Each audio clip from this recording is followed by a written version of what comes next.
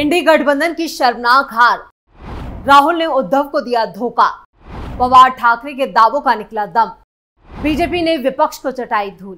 नमस्कार, मैं हूं परवीन शेख, आप देख रहे हैं कैपिटल टीवी की स्पेशल स्टोरी। बीजेपी ने एक बार फिर कांग्रेस को धूल चटाई है। इस बार इंडी गठबंधन के सभी दावों को पूरी तरह से महाराष्ट्र में नकार दिया गया। महाराष्ट्र में देवेंद्र फडणवीस ने ऐसी बिसात बिछाई थी कि कांग्रेस के अपनों ने ही उसे हरा दिया। फडणवीस की चाल के जाल में इंडी गठबंधन पूरी तरह से उलझ गया और उसे शर्मनाक हार का सामना करना पड़ा। महाराष्ट्र में एक बार फिर भगवा शान से लहरा रहा है। दरअसल महाराष्ट्र विधान परिषद की 11 सीट के लिए शुक्रवार यानी 12 जुलाई को हुए द्विवार्षिक चुनाव में मतदान के दौरान कांग्रेस के कम से कम 7 विधायकों ने पार्टी के आदेशों की धज्जियां उड़ा दी। पार्टी सूत्रों की माने तो 37 विधायकों वाली कांग्रेस ने अपने उम्मीदवार प्रज्ञा सातव के लिए 30 प्रथम वरीयता के वोटों का कोटा तय किया था और बाकी 7 वोट सहयोगी शिवसेना यूबीटी यानी उद्धव ठाकरे के उम्मीदवार मिलिंद नार्वेकर को मिलने थे, लेकिन सातव को 25 और नार्वेकर को 22 प्रथम वरीयता के वोट मिले, जिसका मतलब है कि कम से कम 7 कांग्रेस विधायकों ने क्रॉस वोटिंग की। बीजेपी, शिवसेना और राष्ट्रवादी कांग्रेस पार्टी के सत्ता काबिज महायुति गठबंधन ने यहां पर लड़ी गई सभी 9 सीटों पर शानदार जीत हासिल की है, जबकि शरद पवार के नेतृत्व वाली एनसीपी के समर्थन से पीजेंट्स एंड वर्कर्स पार्टी के जयंत पाटिल हार गए। उद्धव और पवार के लिए ये बड़ी हार है और कहें एक बड़ा झटका है। कांग्रेस के विधायकों ने जिस तरह से एमएलसी चुनाव में ये धोखा दिया है, उसके लिए ठाकरे और पवार काफी नाराज है।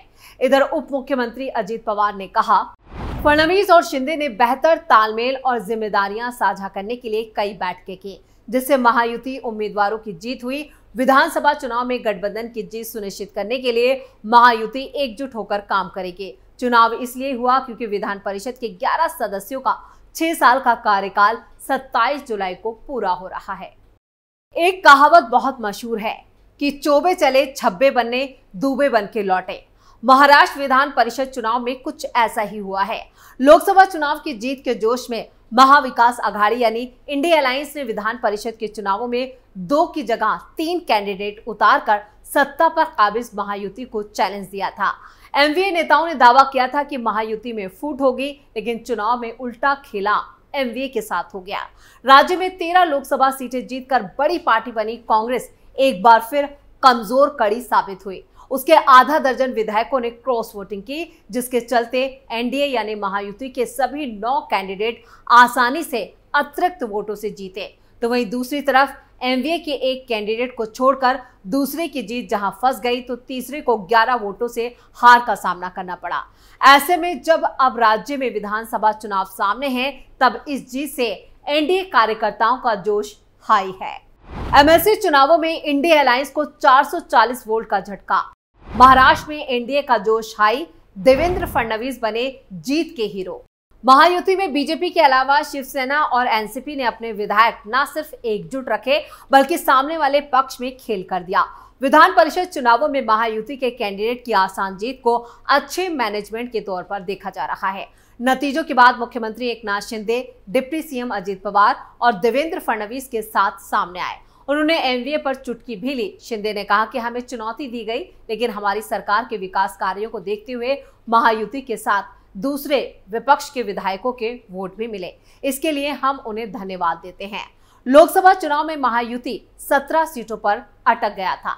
एमवीए ने 30 सीटें जीती थी। इसके बाद हुए विधान परिषद की 4 सीटों के चुनाव में मुकाबला 2-2 से बराबरी पर रहा था, लेकिन विधान परिषद की 11 सीटों के 9-2 के नतीजे ने महायुति को थोड़ी संजीवनी दे दी है। सत्ता पर काबिज महायुति के घटक दल जिनमें बीजेपी, शिवसेना, शिंदे और एनसीपी अजित पवार इसका आने वाले दिनों में पूरा फायदा लेंगे। या ठिकाणी आकडेवारी नसताना देखील देवेंद्र फडणवीसांनी राज्यसभा आणि विधान परिषदेमध्ये सर महायुति का जो काम है, गुगली ने बैटिंग मजबूत हो गई और पूरे उनकी विकेट निकाल दी, इसलिए दोनों भी यहाँ पर है और तीसरे हमारे अजीत दादा भी है। हमने कहा था, विश्वास था कि पूरे 9 के 9 लोग हमारे जीतेंगे। कई लोगों ने उसमें कहा था, कुछ चैलेंज भी दिया था कि ये चमत्कार होगा, ये होगा। अभी चमत्कार हुआ है, चमत्कार हुआ है। महायुति के जितने हमारे विधायक हैं उन्होंने तो वोट दिया ही, उनको मैं धन्यवाद देना चाहता हूं। लेकिन महायुति के काम पर, विकास पर अन्य पार्टी के लोगों ने भी हमें सपोर्ट किया, उनका भी मैं अभिनंदन। तो विधान परिषद चुनावों में महायुति के सभी 9 कैंडिडेटों को आसानी से जीत ऐसे वक्त पर मिली है जब एक दिन पहले ही बीजेपी के दिग्गज नेता और गृह मंत्री अमित शाह राज्य के दौरे पर पहुंच रहे हैं। शाह महाराष्ट्र विधानसभा चुनावों को लेकर पार्टी पदाधिकारियों की एक बड़ी बैठक को पुणे में संबोधित करेंगे। इस बैठक में करीब 4500 पदाधिकारी और नेता मौजूद रहेंगे। ऐसे में इन नतीजों ने बीजेपी को खुशी दे दी है। दूसरे शब्दों में कहें तो विधानसभा चुनाव के फाइनल मुकाबले से पहले महायुति ने एक बड़ा मैच जीता है, जिसमें 3 घटक दलों ने एक साथ बेहतर प्रबंधन से एमवीए में सेंधमारी की है।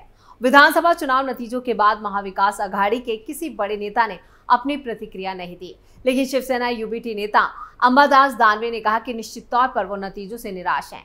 विधान परिषद चुनावों के ये नतीजे ऐसे वक्त पर आए हैं जब मुंबई में अनंत अंबानी और राधिका मर्चेंट की शादी में शरीक होने के लिए दुनिया भर की हस्तियां पहुंची थी।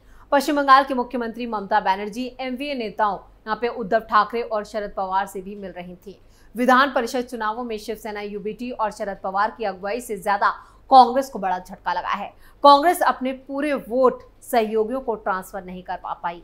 इस बीच महाराष्ट्र कांग्रेस के अध्यक्ष नाना पटोले का बयान भी सामने आया है। उन्होंने कहा कि कुछ विधायकों ने पार्टी के साथ गद्दारी की है। नाना पटोले ने कहा, पिछले विधान परिषद चुनावों में भी ऐसा ही मामला सामने आया था। उस समय भी कुछ विधायकों ने क्रॉस वोटिंग की थी। हालांकि उस समय पता नहीं चल पाया कि वो विधायक कौन थे, लेकिन इस बार हमने योजना बनाई है और इसमें कुछ विधायक फंस गए हैं। इस बारे में हमने पार्टी के शीर्ष नेताओं को जानकारी दे दी है। जिन विधायकों ने पार्टी के खिलाफ जाकर काम किया है उन्हें जल्द ही बाहर का रास्ता दिखाया जाएगा। अब नाना पटोले कुछ भी कहें, लेकिन अब तो खेल हो चुका है। एक बार फिर बीजेपी ने कांग्रेस को जमकर धूल चटाई है। कांग्रेस के बीच की खींचतान भी खुलकर सामने आ चुकी है। जिस तरह से कांग्रेस विधायकों ने क्रॉस वोटिंग की है उससे साफ है कि महाराष्ट्र में राहुल गांधी की लीडरशिप से नेता खुश नहीं है। अब देखना होगा कि कांग्रेस इन विधायकों पर क्या एक्शन लेती है। अब आंकड़ों से भी समझ लेते हैं पूरा खेल कि आखिर हुआ क्या। एक उम्मीदवार को जीतने के लिए 23 विधायकों के वोट चाहिए थे। कांग्रेस के पास कुल 37 वोट थे। कांग्रेस के उम्मीदवार प्रज्ञा राजीव सातव को 25 वोट मिले। इसके बाद कांग्रेस के पास 12 वोट अतिरिक्त थे। ऐसे में ये 12 वोट महाविकास अघाड़ी के उम्मीदवारों को मिलने चाहिए थे। ठाकरे गुट के पास 17 वोट थे। उसके उम्मीदवार मिलिंद नार्वेकर को जीतने के लिए 6 वोटों की जरूरत थी, लेकिन नार्वेकर को 22 वोट ही मिले। ऐसे में साफ है कि कांग्रेस के 7 वोट कहीं और चले गए। आपको बता दें कि एनसीपी शरद पवार गुट के पास 12 वोट थे और उनके उम्मीदवार जयंत पाटिल को सभी 12 वोट मिल गए हैं। हालांकि जयंत पाटिल चुनाव हार गए। अब बात करते हैं अजित पवार की अगुवाई वाली एनसीपी के बारे में, जिसके पास कुल 42 वोट थे। एनसीपी ने 2 उम्मीदवार उतारे थे और दोनों को 47 वोट मिले। ऐसे में 5 वोट अतिरिक्त मिले। माना जा रहा है कि कांग्रेस के 5 विधायकों ने अजित पवार गुट के पक्ष में क्रॉस वोटिंग की है। महाराष्ट्र एमएलसी चुनाव में विपक्षी गठबंधन के विधायकों की क्रॉस वोटिंग का फायदा एनडीए गठबंधन को मिला। चुनाव से पहले ओवर कॉन्फिडेंस महाविकास अघाड़ी को ये भारी पड़ गया। महाराष्ट्र में एनडीए को लोकसभा चुनाव में काफी नुकसान हुआ था, लेकिन एमएलसी चुनाव में एनडीए ने एमवीए को बड़ा झटका दिया है। अब आगामी विधानसभा चुनाव में क्या होता है ये तो आने वाला वक्त ही बताएगा, लेकिन एमएलसी चुनाव के नतीजों ने साफ कर दिया है कि कांग्रेस में एकजुटता नहीं है। विधान परिषद चुनावों के बाद अब सवाल खड़ा हो रहा है कि क्या एमवीए को ओवर कॉन्फिडेंस भारी पड़ा है या फिर गठबंधन की तैयारी पूरी नहीं थी। आखिर एमवीए ने ऐसे में अतिरिक्त प्रत्याशी उतारने का जोखिम क्यों और किसके कहने पर उठाया? इसके बाद हुआ शक्ति प्रदर्शन एमवीए को भारी पड़ गया। खासकर कांग्रेस को ये चर्चा भी है कि कांग्रेस में क्रॉस वोटिंग के कई कारण हैं। कांग्रेस के कई नेता मुस्लिम को मौका नहीं देने से नाराज थे। इसके अलावा कांग्रेस में लोकसभा चुनाव के बाद उभरी गुटबाजी भी इस हार का कारण है। कारण अनेक हैं और ये कारण हर चुनाव में जब कांग्रेस हार जाती है तो एक एक करके सामने आते हैं। यहाँ पर जो कांग्रेस का जो नेतृत्व है उसको लेकर भी बड़ा सवाल खड़ा होता है। क्या महाराष्ट्र में राहुल का जो नेतृत्व है उसको लेकर लोग गंभीर नहीं है या नेताओं में उनको लेकर वो खुशी नहीं है? यानी यहाँ पर पूरी तरह से कांग्रेस का मैनेजमेंट पूरी तरह से धराशायी हो गया और उसे एक शर्मनाक हार का सामना करना पड़ा। स्पेशल स्टोरी में फिलहाल के लिए इतना ही। वीडियो कैसा लगा कमेंट करके अपनी राय जरूर दें। वीडियो को लाइक करें, शेयर करें और कैपिटल टीवी को सब्सक्राइब जरूर करें। नमस्कार।